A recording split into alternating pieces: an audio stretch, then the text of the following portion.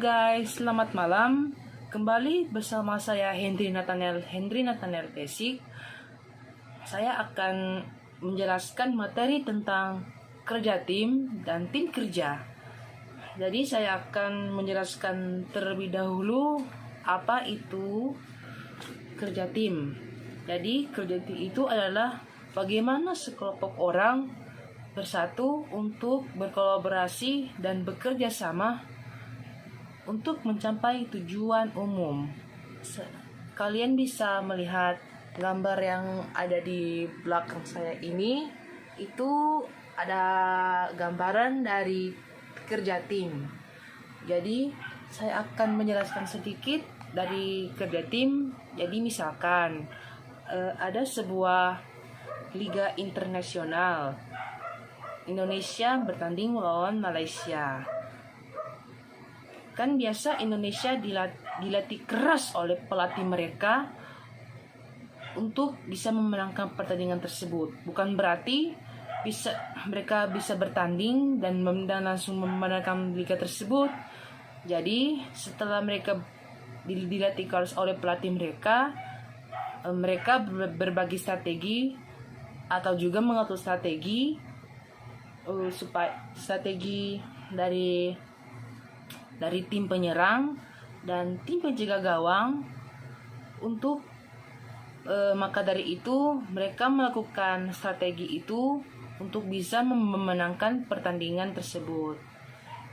Langsung saja tujuan dari tim kerja untuk membentuk tim dari kumpulan individu, mengembangkan dan menjaga kinerja. Mengapa harus ada tim kerja? Karena kerjasama tim itu membuat kita dapat berbagi informasi, saling melatih, dan menyemangati satu dengan yang lain sehingga akan mendapatkan pengalaman dan ide-ide yang baru. Terbagi menjadi 4 manfaat, yaitu membangun rasa kepercayaan dan saling menghormati. Yang kedua, sebagai leader, Anda harus memiliki atau memfasilitasi komunikasi dengan anggota lain. Yang ketiga, menanamkan sikap saling memiliki atau disebut juga dengan sense of belonging. Yang keempat itu pengkajian perform dan umpan balik. Nah, kerja tim ada atau memiliki 5 ciri-ciri, yaitu memiliki tujuan yang sama, nilai budaya yang setara, saling apresiasi, konflik secara konstruktif, saling bisa mengandalkan atau diandalkan. Kerja tim itu memiliki beberapa contoh, diantaranya adalah menghargai perbedaan pendapat, kedua, bersikap saling percaya, membuat kegiatan secara bersama, dan yang paling penting itu menyelesaikan suatu permasalahan secara bersama-sama dan pada akhirnya dan melakukan komunikasi yang intensif dan efektif. Selanjutnya saya akan menjelaskan tentang tim kerja setelah berikut ini. Guys, kembali bersama saya Hendry Pesik. Saya akan kembali menjelaskan materi yang kedua, yaitu tim kerja.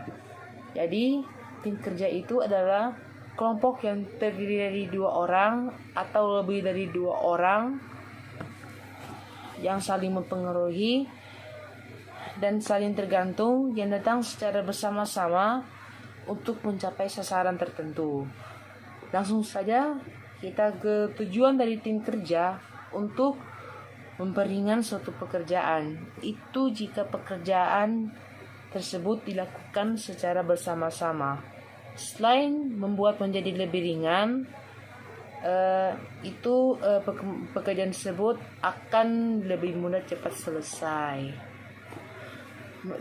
Jadi mengapa harus ada tim kerja? Karena dapat meningkatkan semangat, produktivitas, hubungan sosial, komunikasi, dan efisiensi dalam pekerjaan. Kemampuan sebuah organisasi dalam membangun tim kerja yang efektif tentunya akan menentukan kemampuan organisasi tersebut dalam menyelesaikan tugas dan mencapai tujuannya. Kita masuk saja. Tim kerja terbagi menjadi 8 macam, yaitu memiliki tujuan yang sama, apresiasi yang tinggi, memiliki peran dan tanggung jawab yang jelas, kemampuan komunikasi yang efektif, maksudnya. Yang kelima, resolusi konflik. Yang selanjutnya, shared power, maksudnya pemimpin yang melakukan sendiri pekerjaan, sedangkan anggota lainnya malah tidak berbuat apa-apa. Itu menyebabkan hubungan tim kerja tersebut menjadi renggang. Yang ketujuh itu keahlian, dan yang terakhir adalah evaluasi.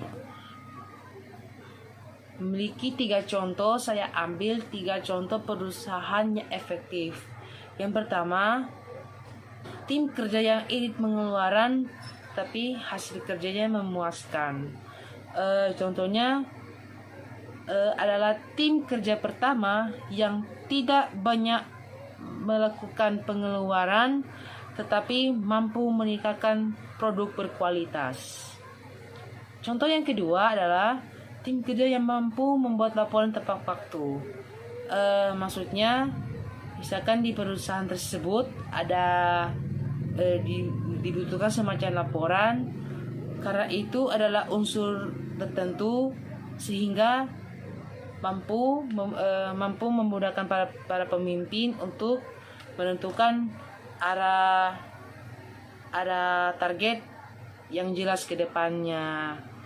Yang ketiga itu, yang sekaligus yang terakhir adalah tim hasil mencapai tujuan sesuai target.